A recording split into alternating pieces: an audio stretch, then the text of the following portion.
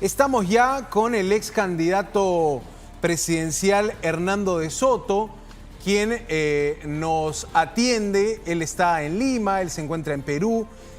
Señor de Soto, le agradecemos su tiempo. Lo hemos visto hoy participando en una actividad con mineros artesanales. Cuéntenos un poco de su reaparición y algunas ideas que están detrás de este reclamo que hoy quisieron llevar los mineros. Buenas noches. Señor de Soto, buenas noches, bienvenido.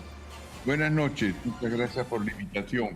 Bueno, lo que hemos tenido hoy día es una reunión en el campo de Marte con mineros que han venido de distintas partes del Perú, artesanales, como os dice, muchas veces mal llamados informales, que están viendo que su derecho a explotar o trabajar en ciertas concesiones va a ser va a vencer próximamente, y que van a estar efectivamente pues desplazados porque no han cumplido con los requisitos del proceso de formalización que se llama Reinfo.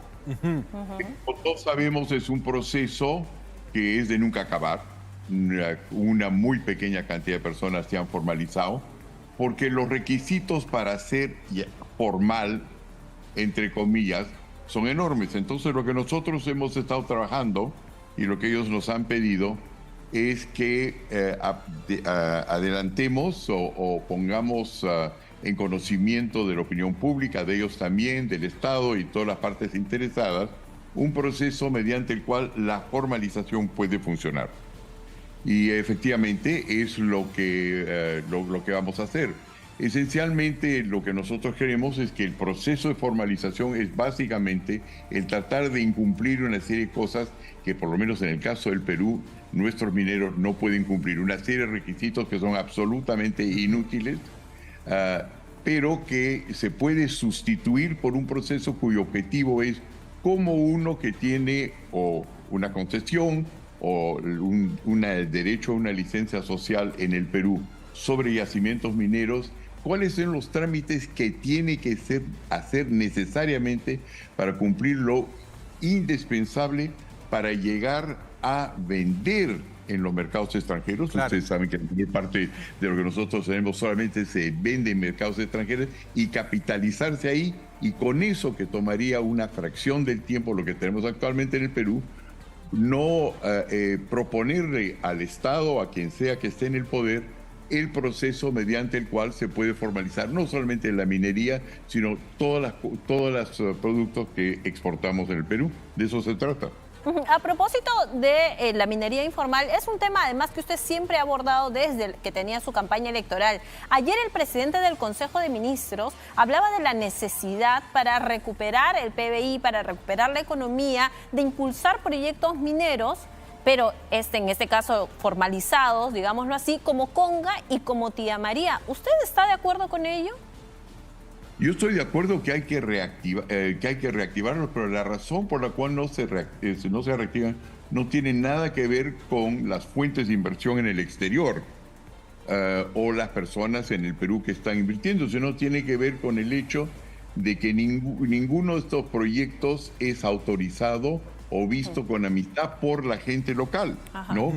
Que de Conga o el resto. Entonces, ¿quiénes son las personas que localmente pueden interesarse en esto? Son agricultores que pueden tener problemas con la minería, y son pequeños mineros o son comunidades. Entonces, lo que nosotros hemos trabajado desde hace mucho tiempo es cuáles son las necesidades de esta gente y por qué razón no les gusta o no quieren que estos proyectos se realicen. Y hemos descubierto que es relativamente sencillo, y es que no están satisfechos con las condiciones, o mejor dicho, los medios que se utilizan para compensarlos. Si se lo pongo para su teleaudiencia en una manera muy sencilla, se los compensa básicamente en términos de que su tierra tiene un cierto valor para crecer papas. Pero todo anda bien cuando están perforando, tratando de buscar el mineral, pero el momento que ya lo encuentran, y que entonces en una pequeña comunidad, digamos en Apurímac, hay 700 familias, ya van a explotar en el yacimiento, y llegan 10.000 obreros y entran muchachos con pelo rubio, ojos azules y que ganan 20, 30, 40 veces más, es que ellos se produce un choque obviamente económico y social. Entonces la respuesta a eso es: ¿por qué no hacemos que el valor de su tierra, en lugar de cotizarse en el Perú, precio de papas, se cotice en los mercados extranjeros, precio de minerales, y de esa manera los intereses de los inversionistas se alinean con aquellos de las comunidades locales, porque a todos les va a interesar que la mina salga adelante y a nadie va a querer bloquearla. Y la única manera de saber que el precio es correcto es lo que ha descubierto la economía de mercado, es que nadie arbitrariamente lo decide, sino es el mercado que lo decide. ¿En qué eso consiste la propuesta? Muy interesante este tema, pero usted también menciona en el análisis que hace de los casos Conga y Tía María que son proyectos que tienen, por lo menos, o que generan un descontento en la sociedad que vive cerca de esos lugares. ¿Cree que el gobierno puede revertir esa situación en la medida que el jefe de gabinete está saliendo a anunciar estos proyectos como factibles? ¿Cree que este gobierno está en la capacidad de efectivamente convertirlos en realidad? No, creo que va a ser muy difícil y por varias razones, ¿no? La primera cosa es que se trata de reestructurar nuestra sociedad para que funcione la economía de mercado, pero para todos, no solamente para algunos. ¿Y cómo se hace un contacto entonces entre la norma peruana, por ejemplo, y la norma en el exterior? Eso en primer lugar. En segundo lugar, la gente que realmente mire este asunto está en el Ministerio de Economía, está en el Ministerio de Energía y Minas. Y el problema de formalización minera no es por sí un problema minero, es un problema de forma, de derecho. Y muchos de los derechos que afectan en una forma positiva o negativa a la gente informal que trabaja en la mina han sido establecidos a través de acuerdos laborales, por ejemplo, de la Organización Internacional del Trabajo. En Ginebra son dos grandes convenios en los cuales los derechos de propiedad de los informales se supone que sean equivalentes a los formales. Y esa gente que está en el Ministerio de Trabajo no está conectada apropiadamente con el Ministerio de Energía y Minas. En otras palabras, regresemos, a ver, te lo voy a tratar de hacer una síntesis. Lo que está ocurriendo es que cada ministerio en el Perú, y digamos que creo que son 18, son como silos independientes que no se cruzan entre ellos, número uno. Número dos es de que ninguno de ellos está realmente conectado al mercado de capitales. Entonces, ¿cómo hacer que estos tres funcionen? Por otro lado, en el curso de los últimos, 2, 3 años, hemos cambiado de ministro, creo en total unas 120 veces. Por ahí andamos, ¿no es cierto? Entonces, ustedes están hablando ahora de, por ejemplo, si se va a interpelar o no a ministros. ¿Qué le parecen esas interpelaciones, señor De Soto? 3 ministros hoy, ¿ah? Sí, bueno, 3 ministros hoy y 110 en los últimos 2, 3 años, que a mí me parecen que esto es un poco cínico y al mismo tiempo espero que la gente se dé cuenta que tiene cierto sentido de humor. No sé por qué interpelan tanto ministro cuando el país está siendo manejado hace 6 años por viceministros, porque a la velocidad en la cual cambian los ministros, quienes están realmente tomando las decisiones son los viceministros. Este es un país donde no están administrando, digamos, generales, están siendo administrados por coroneles, pero coroneles que saben más. Pero esos coroneles nadie los interesa. Señor De Soto, pero a propósito de esta inestabilidad respecto a los cambios de ministros del que usted habla, y justamente que lo está impulsando ahora el Congreso, lo que aparentemente está haciendo el gobierno de Dina Boluarte y la propia Dina Boluarte es sostenerse más bien en el Congreso para evitar este tipo de inestabilidad, porque si no, la vacan. Si es que no tiene esa estabilidad, ¿considera que ahí hay un cogobierno que han tenido que convivir juntos para poder llegar al 2026? Claro, lo que está ocurriendo es que con los niveles de impopularidad que tiene el Congreso, que creo que andan por el 94%, ¿no es cierto? Parece que eso es un gobierno legal, más no legítimo. Legitimidad tiene que ver con una cierta estabilidad y una opinión popular a favor. Y la presidenta está entre 80 y 90, ¿no es cierto? En otras palabras, su primera necesidad es, parece ser, en todo caso, la de mantenerse en el poder. Entonces, entre otras cosas, porque somos un país que tiene tendencia a encarcelar sin necesariamente terminar un juicio debidamente a los presidentes de este país. Entonces, el resultado es que cambian los ministros, gobiernan los viceministros, y por otro lado tenemos gobiernos cuya primera prioridad no es el país, sino sobrevivir. Entonces, evidentemente, no estamos en un buen camino. Por eso es que yo tengo la impresión de que vamos a tener malas noticias por un cierto tiempo antes que comiencen a venir las buenas noticias, porque ustedes mismos lo han detectado. Los incentivos que hay para tener un gobierno que ponga la mira sobre proyectos de largo alcance por un lado, y por otro lado, bolsas de valor que están ahí para darle valor a las cosas y ven que en el Perú estas cosas continúen, que el ministro con el cual están hablando hoy día podría no ser ministro dentro de 2 meses, de que la presidenta lo que va a tratar de hacer es estabilizarse. Estaba en un partido marxista-leninista y ahora de repente es totalmente pro-mercado, porque evidentemente le interesa su sobrevivencia y uno comprende todo eso. Entonces, ¿quién va a invertir en un país que tiene esta inestabilidad estructural desde el arranque? Nada, eso de las inversiones no van a ocurrir, Conga no se va a reabrir, tampoco Tía María en estas condiciones, y si se hace, será una especie de milagro. ¿Y cómo hacemos entonces para reactivar la economía nacional? Me suena también el análisis que hace de la actualidad, señor De Soto, a que usted evalúa dentro de las posibilidades que la presidenta no llegue al 2026 y que quizá también evalúa usted el escenario político de una nueva candidatura presidencial o estar en la arena política dejando ahí sus ideas. Cuénteme un poco esto, porque su reaparición coincide también con otro momento político, ¿no? Un momento, ya decía usted, de muy baja popularidad de autoridades. ¿Llega o no llega Dina Boluarte al 2026? ¿Qué dice ahí su augurio? Eso es casi como preguntarle a alguien que está especializado en adivinanzas.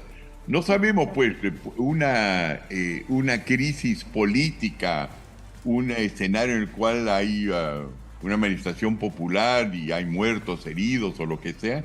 Cualquier cosa puede evidentemente desestabilizar. Pero lo que es obvio es que grandes cambios en gobiernos que tienen tanta ilegitimidad en el sentido de tener impopularidad, además no solamente impopularidad, sino cuando uno habla de 94% que quiere que no quiere al Congreso, no es solamente que no lo quiere, quiere que se vaya.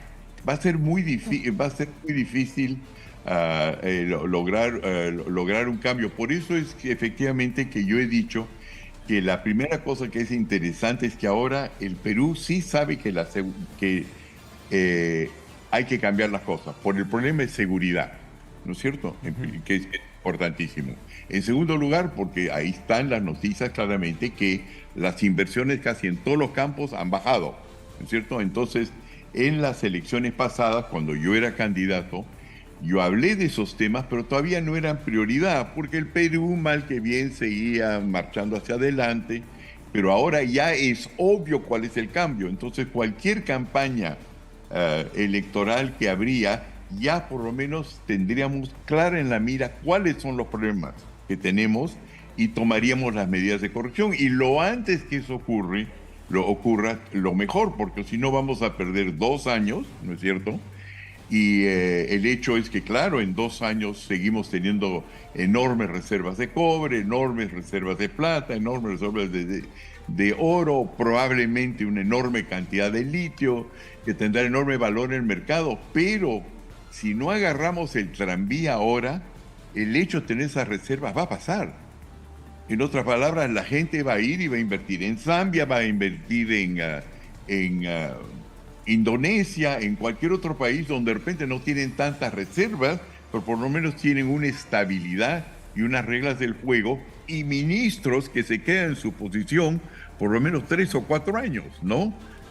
Hay que saber con quién uno está hablando. Señor de Soto, pero a propósito, ¿qué lectura tiene sobre la bicameralidad? Es decir, constituir un Senado a partir del 2026, ¿va a mejorar realmente la calidad de las leyes que emite el Congreso o falta el elemento mejorar partidos políticos también?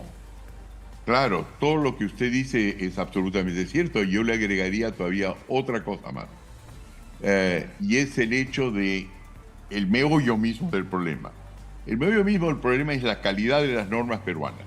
Evidentemente es muy baja, porque las están cumpliendo más o menos 30%, porque tenemos un 70% de informalidad, ¿no es cierto? Entonces es un país que no le gustan las normas que le están dando. Entonces, frente a esa situación hay que hacerse la pregunta siguiente. ¿De dónde vienen la mayor parte de las normas que tenemos que obedecer en el Perú? Y la idea que todo el mundo tiene en la cabeza es del Congreso, ¿no es cierto? Es del Poder Legislativo. Pues no. El 98.2% de las normas peruanas son dictadas por el Ejecutivo. Entonces, para mí lo crucial es tratar de saber por qué el Ejecutivo produce normas, reglamenta normas que nadie obedece. Entonces, lo que hemos hecho ahora es posiblemente cambiar las cosas de tal manera que el 1.8%, es decir, menos del 2% de las normas del legislativo sean mejores. De repente, hay países que tienen una sola cámara, hay países que tienen 2 cámaras. Entonces, no hemos llegado al meollo del asunto. Lo que hemos resuelto es la posibilidad de que nuestros congresistas actuales sean reelegidos. Pero eso de decir que la calidad de la norma, no, entre otras cosas, como ustedes saben, el legislativo en muchos casos delega normas al Ejecutivo para que las haga. Entonces, el meollo del asunto es por qué el Ejecutivo no gobierna, número 1. Número 2, por qué nosotros los peruanos, que sabemos dónde nos ajusta el zapato, no tenemos los derechos, como en cualquier país desarrollado, de intervenir directamente en la formulación de las normas. La democracia directa, revocatoria, referéndums, todas esas cosas que ahora no podemos hacerlos directamente los peruanos porque le tenemos que pedir permiso al Congreso. Es decir, lo que básicamente nosotros hacemos, por lo menos es la impresión que siempre he tenido de nuestro país, el Perú, es que democráticamente elegimos a un presidente de la República y a ese Congreso. Y en el momento que eso ocurre y entra un nuevo gobierno, 28 de julio, ¿no es cierto? Cada 5 años, en esos casos ya son cada vez menos, el 29 de julio acabó la democracia, porque de ahí para adelante gobiernan como les da la gana, sin que el pueblo pueda supervisar. Y eso no cumple ni siquiera con los objetivos claramente marcados de la Constitución de 1993, cuyo pretexto de hacer esa Constitución era claramente indicar que esta vez el pueblo iba a poder, para comenzar a autorizar la Constitución. Ahora tenemos bicameralidad y ni siquiera nosotros nos han consultado. Es un gran paso, pero no hemos consultado y nadie se pregunta por qué. En cualquier otro país decente, si se va a hacer un cambio tan importante como crear una doble cantidad, si se quiere, de congresista o legislativo, por lo menos hubiesen podido preguntarnos. Y ahí entonces hubiese habido el debate y sus programas de televisión podrían realmente ser fundamentales y hacer cirugía profunda en lugar de solamente aquí estamos comentando. Pero se preguntó el 2018 y la gente rechazó la bicameralidad. Se preguntó el 2018 mediante un referéndum. ¿Ya? ¿Y ahora? ¿Ha habido referéndum? Claro, ahora no lo han hecho. Acá eso es lo que estoy diciendo. Ajá. O sea, lo que usted quiere decir es que se aprobó... Palabras, estamos menos democráticos que en esa fecha. En esa fecha por lo menos se nos preguntaba. Eso. Ahora, queda clara su posición, señor de Soto, pero quería. por ejemplo, ¿una posición como futuro senador está en su panorama político? Absolutamente no. Candidatura presidencial sí, entiendo. No, la verdad es que le voy a decir, le va a parecer quizás una cosa rara porque me están pidiendo de divulgar lo que digo en público. Lo que yo he hecho es un inventario de mi vida.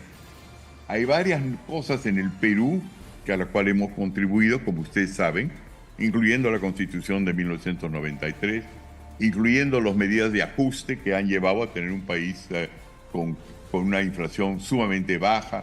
En fin, todas esas cosas, todos los he logrado sin estar metido en política. Y el momento que me he metido en política, lo que me he dado cuenta es que lo único que hago es dar discursos y someterme a entrevistas como esta. Yo preferiría estar haciendo cosas. Entonces estoy en dudas en términos de qué cosa voy a hacer. En todo caso, en primer lugar, habría que ver, porque las campañas en el Perú son cortas, qué es lo que va a ocurrir en los próximos días, semanas, y según eso tomaré una decisión. Por el momento estoy totalmente fuera del proceso porque no tengo partido político. Pero no descarta ser candidato presidencial eventualmente. Ay, yo no descarto ni eso, ni volver a regresar a su programa, por supuesto. ¿Cómo ¿Cuál es la relación que tiene en este momento con la bancada que gracias a usted ingresó al Congreso, con Avanza País? Bueno, en primer lugar tengo muy buenos amigos ahí. Hay gente excelente en esa bancada. Yo he tenido muy poco que ver efectivamente con que ellos en ese lugar, porque yo sometí mi primera lista de 300 posibles candidatos que fueron mochados por el partido. Después en otra cosa hubo 25,000 personas que querían ingresar a Avanza País y ahí siguen bloqueados y no pueden entrar. Es un partido con el cual sencillamente nunca llegué verdaderamente a controlarlo, y admito que gran parte de eso viene a ser mi culpa, debo ser mucho más, muy cuidadoso, pero mi relación con ellos es una relación de amistad y de respeto, y la única cosa en la cual yo estoy desacuerdo con ellos es que se han equivocado de quedarse en el partido Avanza País, porque es un partido que no lo manejan ellos, lo maneja un pequeño grupo de personas que en el fondo les interesa sobre todo sus asuntos personales antes que los intereses del país. ¿Hace un mea culpa entonces respecto a haber participado con Avanza País y al comportamiento de la bancada? Absolutamente, tenemos un acuerdo muy claro, pero mire, si hay un lugar, si hablamos por ejemplo de propiedad privada, si hay un lugar donde la propiedad privada sí funciona, a diferencia de las minas, de los de Conga, de Tío Marí, son los partidos políticos. Ajá. Los partidos políticos son la propiedad privada de 2 o 3 o 4 personas. Ahí sí el régimen de propiedad privada funciona. No tiene sentido, pues. Pero ¿cómo cambiamos esa situación? Porque después tenemos casi dinastías familiares como la de Acuña, o podemos tener otras dinastías como las de los Luna, controlando partidos. Ahora el fujimorismo también anuncia que Keiko Fujimori, o como que lo deja entrever, Keiko Fujimori tentaría otra candidatura presidencial. ¿Qué pasa con los partidos ahí? Bueno, lo que va a ocurrir, desgraciadamente, como siempre, es que cuando llegan las crisis, y estamos evidentemente por la seguridad y todas las consecuencias de tener gobiernos atados de manos y políticas que no tienen los incentivos correctos, inversionistas que no sienten los incentivos necesarios, es de que la crisis nos va a llevar a un cambio. Cuando hay una crisis, todo es posible, ¿no es cierto? Por ejemplo, cuando yo esta mañana, cuando me he visto en la prensa y he visto mi foto y me he dicho, oye, soy mucho más redondo que anteriormente, y me he pesado y he dicho, pucha, si esto sigue me va a venir una diabetes, y le aseguro que yo la próxima semana estoy haciendo dieta estricta. Entonces, la ventaja que tenemos en momentos de crisis es que todo es posible del momento que el pueblo se levanta en el sentido de decir, ya no más, y en ese momento el gobierno comienza a sentir la necesidad de cambiar e ir y hacer una consulta popular en el cual por fin nos podemos enfocar en los problemas de fondo. Todos los éxitos siempre nacen de una gran crisis. Interesantes las reflexiones que tiene respecto a cómo se está comportando el Congreso. ¿Qué espera de Gustavo Adriancén frente a la presidencia del Consejo de Ministros para los próximos meses? No conozco a la persona, cosa que no le podría decir. Muchas de estas cosas son pues de que ver con talentos. No conozco, sería arbitrario de mi parte pronunciarme al respecto. Espero que sea una buena persona, que tenga la posibilidad de manejar las cosas, pero evidentemente pues es como cualquier persona que, por ejemplo, trata de sustituirlos a ustedes en el programa que tienen ahora en Latina. Los primeros meses no le va a ir tan bien como usted le va con toda la experiencia que ella tiene. Claro. ¿Respaldaba la gestión de Otárola? Perdón. A propósito, ¿respaldaba usted la gestión de Otárola? ¿Usted veía bien el desempeño de Alberto Otárola como presidente del Consejo de Ministros? Han hablado bien de él. Evidentemente es un hombre hábil que ha hecho las cosas que puede en las circunstancias que hemos visto, pero las investigaciones sobre la manera como se ha comportado con relación al manejo del presupuesto del gobierno, como supuestamente favorecer a personas que no han debido ser favorecidas, hace que debemos esperar algún tiempo antes de pronunciarnos o dar una respuesta a su pregunta. Pero es conocido como una persona hábil, pero evidentemente es cuestionable la manera como ha utilizado el presupuesto de la nación. Ahora, nos recuerdan aquí que hace unos instantes usted dijo que las buenas noticias económicas no llegarán pronto, como descartando, digamos, que pueda haber realmente una llegada fuerte de inversiones al país, por lo menos en el corto plazo. Pero este año Perú organiza APEC. Perú es sede de APEC y va a estar Xi Jinping, por lo menos aquí. ¿Cómo ve eso? ¿Ve APEC como una oportunidad real o más va a ser un momento para la foto de la presidenta con el líder chino? A propósito también de cómo se han multiplicado las inversiones chinas en nuestro país, ¿no? Este año también viene Xi Jinping, pero de paso APEC inaugura el puerto de Chancay. Sí, bueno, todo eso es muy interesante, ¿no? En primer lugar, ¿quién hubiese dicho de que China iba hoy día, sus inversiones en el Perú y en América Latina han crecido y están desplazando a los Estados Unidos, número uno. Número dos, ha venido con un capitalismo con el cual no estamos familiarizados. Su capitalismo no es un capitalismo de mercados de capitales, sino es una manera de formar capital con una economía central, esencialmente estatista, basada sobre haciendo economías de escala y otras cosas, y están logrando crear capital de una forma que los Estados Unidos y los países de Occidente no hubiesen sospechado. Miren, en el último año nomás estaba viendo las cifras, China ha invertido en el sur global, es decir, los países en desarrollo, sobre todo las economías en desarrollo, 3 veces más capital que los Estados Unidos han puesto en financiar a Ucrania contra Rusia.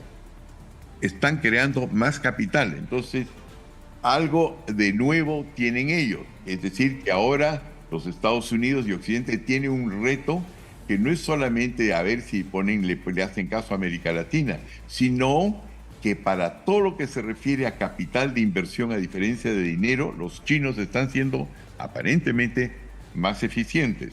Segundo lugar, han cambiado su tesis de que hay que enfocarse en el proletariado, ¿no?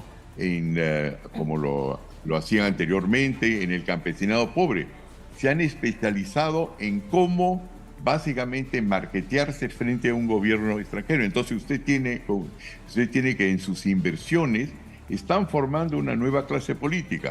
En primer lugar, porque como tienen visiones de largo plazo, es atractivo para cualquiera que administra honradamente un gobierno como el gobierno del Perú, que no quiere solamente que salgan los minerales de la tierra, sino quiere que viajen a través del país, que salgan por el puerto de Chancay y que se industrialicen una buena parte, digamos, en el Perú. Y a tal efecto han logrado capturar una buena parte del interés del Estado central. Ya la presidenta ha dicho en más de una ocasión que le gustan los acuerdos de gobierno a gobierno, y ya no hay nada del sector privado, de gobierno a gobierno. Y al mismo tiempo una gran parte de la economía privada peruana, estudios de abogados, lobbyistas, gente que ayuda a concretizar proyectos, también los ha absorbido. Entonces tiene una clase política hoy día que no solamente es pública, sino privada, que ya es pro inversión de Estado chino. Y los Estados Unidos se encuentran, por supuesto, desconcertados porque no han visto un fenómeno como visto anteriormente. No se suponía que el comunismo podía, porque Xi Jinping es un marxista, admisión propia, y él, claro él no llama a su proyecto un proyecto de hacer capitalismo chino, él lo llama la modernización del marxismo. Entonces, estamos nosotros en el Perú, ya que estaban preguntando qué puede hacer un gobierno, qué puede hacer un ministro, frente a fenómenos que no hemos visto anteriormente, el capitalismo chino de Estado que está desplazando el capitalismo privado de los Estados Unidos, y un gobierno que cambia de ministros cada 2 meses y que está gobernado por viceministros. ¿Cómo vamos en esas condiciones a decir, oye, la bicameralidad, qué interesante? No basta. Es obvio que eso no basta. Es una medida, es como si yo tuviera una infección en el ojo y me corto las pestañas. No basta. Muy bien, señor Hernando de Soto, economista, ex candidato presidencial, siempre tan riguroso en sus análisis. Me quedo con esta definición que ha dado de China con el capitalismo de Estado, bastante interesante, fenómeno que a nivel mundial no se había visto a lo largo de la historia, pero seguramente vamos a conversar más adelante sobre este y otros temas. Muchísimas gracias por haber estado con nosotros esta noche. Gracias, señor de Soto. Carmen, que tengan una buena semana. Igualmente. Muchas gracias. Igualmente. Buenas noches. Bueno, ¿qué tal conversación? ¿Qué tal conversación? Repasamos toda la agenda política y también vimos un poco la perspectiva económica de lo que será la llegada de líderes a APEC en Perú. Lo sentí como un poco dándole crítica a la clase política, ¿no? Sí. O sea, reclamándole a la clase política mejorar el nivel, Hernando de Soto. Sí, bueno, mejorar el nivel y también, ¿no? Dejando en duda también lo que muchos analistas ya han señalado respecto a la democracia, ¿no? A que si no ha habido consulta popular o referéndum para aplicar la bicameralidad, entonces, ¿de qué estamos hablando? De la autonomía en la toma de decisiones de las instituciones, pero que tienen que ver también con los ciudadanos, ¿no? Y muy poco crédito a este gobierno, ¿no? Muy poco crédito incluso a la figura del premier, que decía desconocer a Hernando de Soto en cierta honestidad intelectual que también no le cuesta, ¿no? Decir, no lo conozco, no tengo idea, no te voy a dar un comentario que no conozco al premier. Bueno, ahí estaba Hernando de Soto, que obtuvo un porcentaje de votación menor, se ubicó finalmente cuarto puesto en las elecciones presidenciales del 2021, ¿no? Bueno, admitiendo también que el tema partidario, pues, no prosperó en Avanza País. Hizo una autocrítica, ¿no? Hizo una autocrítica con los integrantes de esta bancada, de todas maneras, ¿no? De todas maneras. Les dejamos entonces esa entrevista ahí también en las redes sociales de Latina, amigos, para que la consulten. Vean también la lógica detrás de esto, Son líderes políticos, personas que han tentado la presidencia, que están manteniéndose en un nivel no de perfil bajo, sino más bien de decir, estoy acá, participo de la discusión, no